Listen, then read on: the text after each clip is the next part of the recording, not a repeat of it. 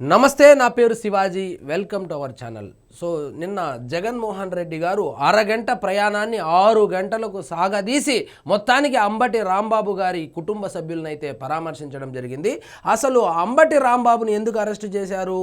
So సాక్షాత్తు ఒక రాష్ట్ర ముఖ్యమంత్రిని లకారంతో తిడితే సో తెలుగుదేశం శ్రేణులు ఎవరైతే ఉన్నారో వాళ్ళు శాంతియుతంగా నిరసన చేయడానికి వాళ్ళ ఇంటి దగ్గరికి వెళ్తే వాళ్ళ మీద దాడి చేస్తే అక్కడ కొంచెం గొడవ జరగడము, తర్వాత వాస్తవంగా చెప్పాలంటే ప్రాక్టికల్గా ఆలోచించాలంటే అంబటి రాంబాబు గారు రిమాండ్లో ఉండడమే ఉత్తమం. ఎందుకంటే ఇప్పుడు మంచి కాక మీద ఉన్నారు తెలుగుదేశం కార్యకర్తలు.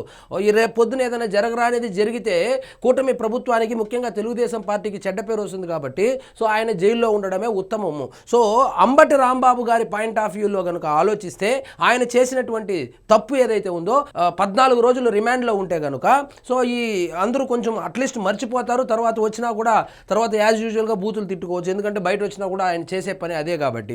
సో నిన్న ఆయన వెళ్ళి అంబటి రాంబాబు కుటుంబాన్ని పరామర్శించడం జరిగింది.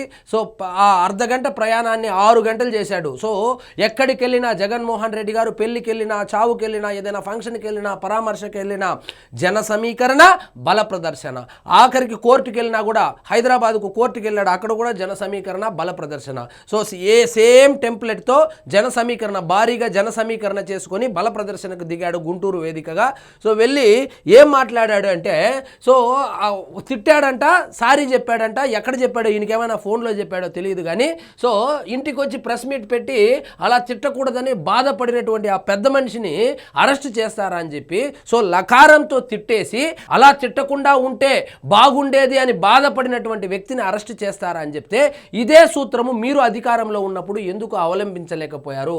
సో తెలుగుదేశం పార్టీకి సంబంధించినటువంటి అధికార ప్రతినిధి ఎవరైతే ఉన్నారో పట్టాభి అనేటువంటి వ్యక్తి ఏదో బోసెడీకే అన్నాడని చెప్పి సో వాళ్ళ ఇంటికి ఎందుకు దాడికి వెళ్ళారు? తెలుగుదేశం పార్టీ కార్యాలయం మీద ఎందుకు దాడికి వెళ్ళారు? అంటే మీరు రూలింగ్లో ఉన్నప్పుడు ఒక రూలు, కూటమి ప్రభుత్వం రూలింగ్లో ఉన్నప్పుడు ఒక రూల్ అంటే ఎట్లా జగన్మోహన్ రెడ్డి గారు? మీరు అప్పుడు ఆ దాడి జరిగిన తర్వాత మీరు ప్రెస్ మీట్లో ఏమని చెప్పారు? నా అనుకూలస్తులు ఏదో కొంచెం కోప్పడి వెళ్ళి దాడి చేసినారని చెప్పినటువంటి మీరే ఈరోజు ముఖ్యమంత్రిని లకారంతో తిట్టినటువంటి ఒక వ్యక్తి ఇంటికి వెళ్ళి ఇంకా బాగా తిట్టండి అని చెప్పి ప్రోత్సహించినట్లు ఉందే కానీ పరామర్శించినట్లు లేదు. ఇది పరామర్శ యాత్రలాగా లేదు కానీ దండయాత్రలాగా ఉంది. సో ఇక్కడ చూడండి, రాంబాబు అన్న చేసిన తప్పేంటి? 2 తిట్లు తిట్టాడు. తిట్లు తిట్టడం తప్పే కాదని చెప్పి దాన్ని జనరలైజ్ చేసేశాడు. అంటే మిగిలిన నాయకులు ఎవరైతే ఉన్నారో వాళ్ళందరూ కూడా అంబటి రాంబాబును చూసి నేర్చుకోండి, బూతులు తిట్టండి, ఇంకా బూతులు తిట్టండి. బూతులు తిడితే ఎవరైనా కార్యకర్తలు మనోభావాలు దెబ్బతిని వాళ్ళు కనుక దాడి చేస్తే మళ్ళా నేను మీ ఇంటికి కూడా పరామర్శకు వస్తానని చెప్పి సంకేతాలు ఇచ్చేలాగా ఆయన ప్రెస్ మీట్లు అయితే మాట్లాడడం జరిగింది. అంబటి రాంబాబు కాపు టైగర్ అంట. సో 2 తిట్లు తిడితే ఏమన్నా తప్ప? ఒక కాపు కులానికి ఒక పెద్ద దిక్కు, ఒక టైగర్ లాంటి వాడని చెప్పి బిరుదు కూడా ఇవ్వడం జరిగింది. సో గతంలో అంబటి రాంబాబు కాపులు తిరుగుబోతులు, తాగుబోతులు అని చెప్పినటువంటి వీడియో ఏదైనా ఉంటే ఆయనకు చూపించింటే మంచిగా ఉండేది. సో కాపు సామాజిక వర్గాన్ని అంతలా అవమానించినటువంటి వ్యక్తిని తీసుకొచ్చి కాపుకు పెద్ద దిక్కు, టైగర్ అని చెప్పి రుద్దడము ఏమాత్రం సమంజసము? జగన్మోహన్ రెడ్డి గారే ఒకసారి ఆత్మ పరిశీలన చేసుకోవాలి. ఇక చూడండి, అంబటి రాంబాబు అన్న మాజీ మంత్రి కాపు కులంలో టైగర్, విలువలున్న వ్యక్తి. అంబటి రాంబాబు విలువలు ఉన్నటువంటి వ్యక్తి అంట. సో ఆయన విలువల గురించి, ఆయన విశ్వసనీయత గురించి ఇంకా మీరే సర్టిఫికెట్ ఇవ్వాలి ఒక ఎంఆర్ఓ లాగా.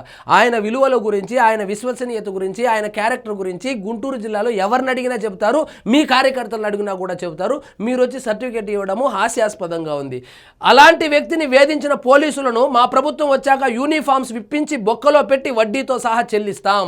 సో ఒక బాధ్యతాయుతమైనటువంటి రాజకీయ పార్టీ నడుపుతున్నటువంటి రాజకీయ నాయకుడిగా ప్రతిపక్ష హోదా లేనప్పటికీ కూడా ప్రతిపక్ష పార్టీనే కాబట్టి సో ఒక ప్రధాన పార్టీని నడుపుతున్నటువంటి వ్యక్తిగా, మాజీ ముఖ్యమంత్రిగా, ప్రస్తుత ఎమ్మెల్యేగా ఒక పోలీసు వాళ్ళు డ్యూటీలో ఉన్నటువంటి పోలీసులను ఉద్దేశించి మేము అధికారంలోకి వస్తే యూనిఫామ్ విప్పించి బొక్కలో పెట్టి తోలు తీస్తామని చెప్పి ఆయన ఒక రౌడీ షీటర్ లాగా ఆయన ధమ్కీ ఇస్తూ ఉన్నాడంటే అసలు ఈ సమాజం ఎటు వెళ్తా ఉంది?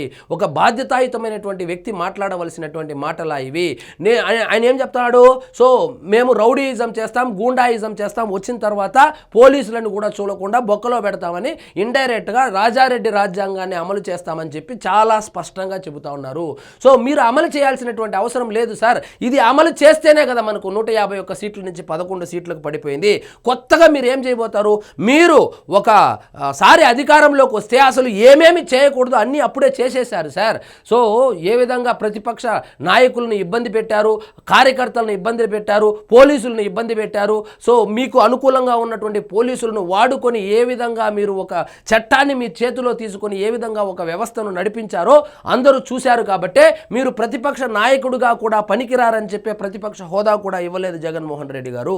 సో మీరేందో వచ్చి ఇప్పుడు అంబటి రాంబాబు గారిని ఓదారుస్తా, సో మీకు ఎవరు ఈ సలహాలు సూచనలు చేస్తూ ఉన్నారు నాకైతే అర్థం కావడం లేదు. కానీ సో మీరు పరామర్శకు వెళ్ళి ఎవరిని పరామర్శించడానికి వెళ్తా ఉన్నామో ఆ వ్యక్తి చేసినటువంటి పని ఏంది అని చెప్పి ఒకసారి తెలుసుకుంటే మంచిది. ఆయన ఏం మాట్లాడాడో అన్నా కనీసం చూసారా మీరు? ఎందుకు దాడి చేశారో కనీసం మీకు ఆ సమాచారం అన్నా మీ దగ్గర ఉందా? లేకుండా ఈ విధంగా వచ్చి ఒక బాధ్యతారాహిత్యంగా ప్రెస్ మీట్ పెట్టి రాంబాబు అన్న చేసిన తప్పేంటి అంటే ఇంకేమని సమాధానం చెప్పాలి? సో మీరు ఆంధ్రప్రదేశ్లో ఉండడం లేదు కాబట్టి అసలు ఇక్కడ ఏం జరుగుతూ ఉందో కూడా తెలియనట్లుంది సార్. సో ఆయన అంబటి రాంబాబు ఏం చేశాడంటే లకారంతో తిట్టాడు సార్. 2 తిట్లు తిట్టాడంట. సో 2 తిట్లు, అదే 2 తిట్లు మీ పార్టీలో ఉన్నటువంటి నాయకుల్ని తిడితే గమ్మునుంటారా సార్? మీ పార్టీలో ఉన్నటువంటి నాయకుల్ని ఇండైరెక్ట్గా తిట్టిన దానికే ఇంటికి వచ్చి పగలగొట్టి జైల్లో పెట్టించి మరీ కొట్టారు కదా సార్. సో ఏమీ తిట్టకుండానే మీ పార్టీకి సంబంధించినటువంటి ఎంపీని ఏ విధంగా ట్రీట్ చేశారో మీరు అధికారంలో ఉన్నప్పుడు అన్నీ మరవక ముందే మీరు వచ్చి ఇప్పుడు సత్యహరిశ్చంద్రుల్లాగా నాకేమీ తెలియదన్నట్లు ఒక అమాయకుడిలాగా ఫేస్ పెట్టి ఈ విధంగా రాజ్యాంగం గురించి, లా అండ్ ఆర్డర్ గురించి మాట్లాడుతూ ఉంటే హాస్యాస్పదంగా ఉంది సార్. సో మొత్తానికి ఒక దండయాత్ర చేశాడు, గుంటూరు మీద దండయాత్ర చేశాడు, జన సమీకరణ బల ప్రదర్శన చేసుకొని సో జనాల్లో నాకు ఇంకా వాళ్ళ గుండెల్లో ఉన్నాను, కేవలం ఓడిపోయాను కానీ వాళ్ళ గుండెల్లో నాకు ఇంకా స్థానం ఉందని చెప్పి నిరూపించుకోవడానికి ప్రతిసారి ఆయన జన సమీకరణ బల ప్రదర్శనకు దిగుతూ ఉన్నాడు.